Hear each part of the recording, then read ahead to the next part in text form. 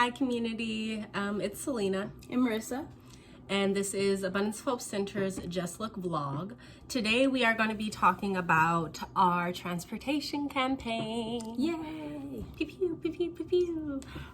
So a lot of you may not know about it. Some of you probably do. This has been a continuous campaign that we started, I think, our first year in 2017. We knew that youth face a lot of barriers to accessing services. We know that youth move around a lot. And so these were our main reasons for being like... Especially unsheltered youth. Absolutely. And youth who are, couch surfing, who are in that in-between area of being, of actually being homeless, but not, by, these definitions that we have out in the nonprofit sector that guide, what we're able to do, how things are funded. But anyway, so we know that youth are mobile, and these were our reasons for even starting our campaign in the first place. And so 3 years later, we are still campaigning for transportation for Abundance Hope Center for several reasons, actually. We could use a bus to help us do a mobile office. We want to be able to bring our intake, our healing and education workshops. We want to be able to bring anything to our youth, to the communities that need it the most, to break down any and every barrier to service. Exactly. And part of the importance of this actually makes me think about the couple of weekends ago when we did our back to school pop-up shop. Yep. So a few days, because we don't have a truck right now, and just a little bit of information about the back to school pop-up shop. It's A of H's annual, one of our outreach events, and it's a pop-up, usually a few a year, around August, September time typically, and it's a pop-up event for at-risk youth and their families to shop for free for clothing, shoes, school supplies, hygiene items, backpacks, and what have you. And we set it up real nice. There's music, really nice. Everything's set up by category. It's great. We have pictures from previous years and the event is just, it's in different places. We've had it market style. We've had it in a gymnasium, like an auditorium set up before. And we most recently just did it at a park. So. Yeah. And the reason why this is relevant is because we have clothing racks, right? Because it's a shopping experience. We have these large clothing racks full of clothing for folks to kind of sift through to shop. So large equipment, we can't fit it in my Jeep or like a smaller vehicle. You need a large vehicle. Let me just say, the first year that we did back to school pop-up shop, we did like 3-4 trips because we didn't have a truck. We didn't even have the truck with the back. I don't think we even had clothing racks at that point.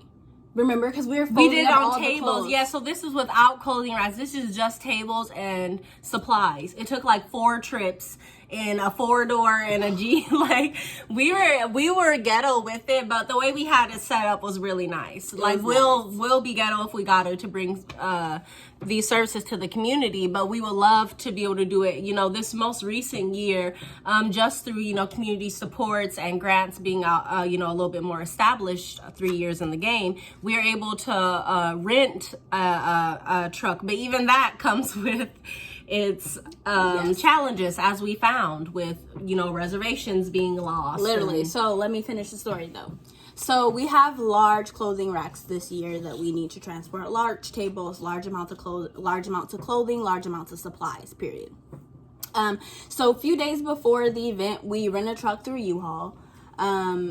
It's at a location. Everything's good. It's for the particular time, the morning of.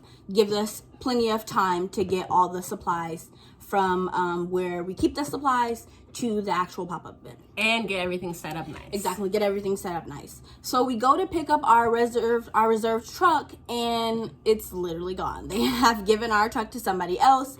Long story short, it was a huge mess. We ended up having to last minute, thankfully,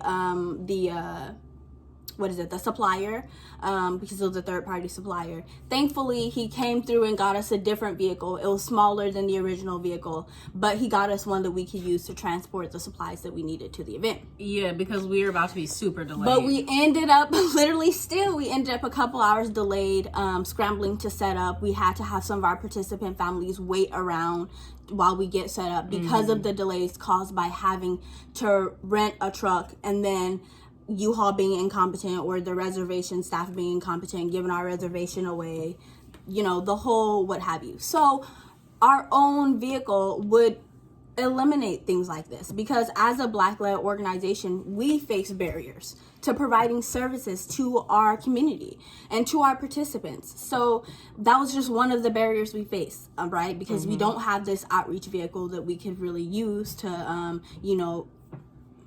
to address that barrier that our participants have to receiving services. Yeah, and for me, it ties back to, like, we can use so many different kind of vehicles, right? So for this kind of thing, we could actually use a flatbed truck. Like, yeah, exactly. We could use a caravan for that, or we could use a box truck for that, or, converted for our bus, outreach. So many different converted bus. We could use a converted bus to make into an office. We could use any of those to help us move our materials and supplies for outreach. We could use a bus to move people, like knock down barriers, like be able to pick people up and do drop-offs and pickups to come to events. This will be more post-COVID, but right.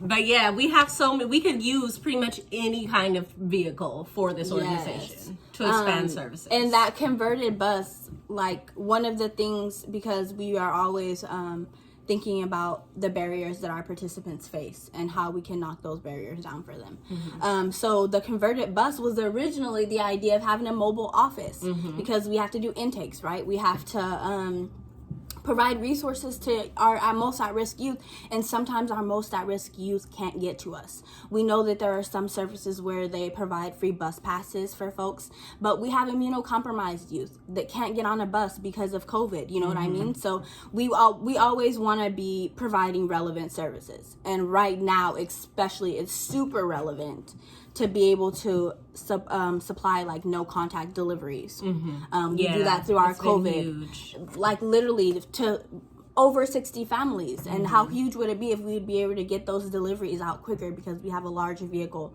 to carry the supplies in. So things like that really just kind of indicate the importance of having an outreach vehicle or having a larger vehicle. Any person who runs a nonprofit knows, like, there are organizations that have several large vehicles. We just need one for now. Yeah, I mean, honestly. So that being said, share, let people know, tell your mama, tell your uncle, tell your daddy, tell your grandma's cousins, best friends, nephew, because we could use any vehicle to amplify our services, to increase our impact in the community, for our most at-risk youth and their families. Especially a large vehicle. Yes. Thank you so much. We'll see y'all next time.